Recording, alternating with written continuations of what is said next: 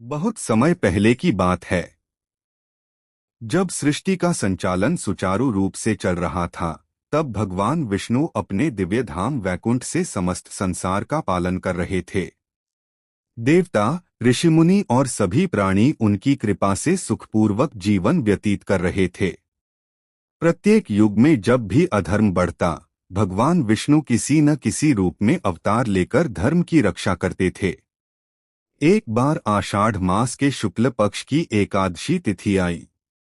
उस दिन सभी देवता, महर्षि और माता लक्ष्मी भगवान विष्णु के समक्ष उपस्थित हुए। भगवान विष्णु ने मुस्कुराते हुए कहा, अब समय आ गया है कि मैं 4 महीनों के लिए योग निद्रा में जाऊं। यह काल चातुर्मास कहलाएगा। इन 4 महीनों में मनुष्य को विशेष रूप से भक्ति, संयम, दान, जप और तप करना चाहिए। भगवान के यह वचन सुनकर माता लक्ष्मी ने विनम्रता से पूछा, प्रभु, जब आप योग निद्रा में रहेंगे, तब इस संसार का पालन कौन करेगा? भगवान विष्णु ने उत्तर दिया, देवी, चिंता मत करो। मेरी शक्ति और मेरी कृपा सदा इस संसार की रक्षा करती रहेगी। मैं योग निद्रा में रहकर भी अपने भक्तों की पुकार अवश्य सुनूंगा। जो भक्त सच्चे मन से मेरा स्मरण करेगा, उसका कल्याण होगा। इसके बाद भगवान विष्णु क्षीरसागर में शेषनाग की दिव्य शैया पर विराजमान हुए। देवताओं ने पुष्पों की वर्षा की, गंधर्वों ने मधुर संगीत गाया और ऋषियों ने वैदिक मंत्रों का उच्चारण किया। पूरे ब्रह्मांड में एक अद्भुत शांति छा गई। उसी दिन से यह पावन तिथि देवशयनी एकादशी के नाम से प्रसिद्ध हुई। कहा जाता है कि इस दिन से चातुर्मास का आरंभ होता है।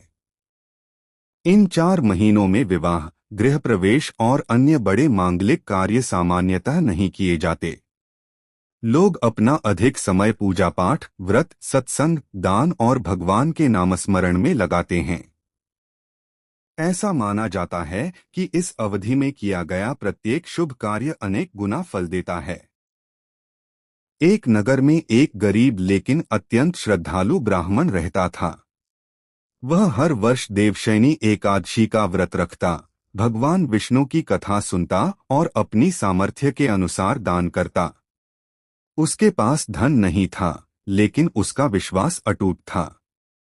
एक वर्ष भयंकर अकाल पड़ा। लोगों के पास भोजन तक नहीं बचा।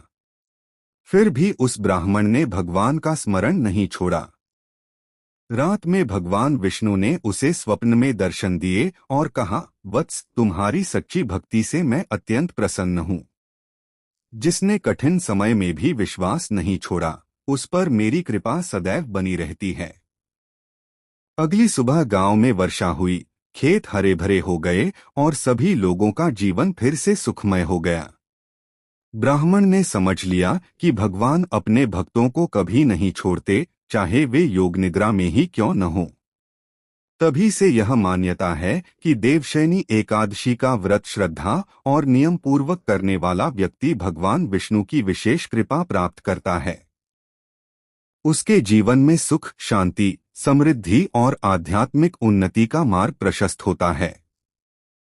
शिक्षा, देवशयनी एकादशी हमें सिखाती है कि सच्ची श्रद्धा, धैर्य, संयम और भगवान पर अटूट विश्वास रखने वाला व्यक्ति कभी निराश नहीं होता। भगवान विष्णु अपने भक्तों की रक्षा हर परिस्थिति में करते हैं, चाहे वे योग निद्रा में ही क्यों न हो।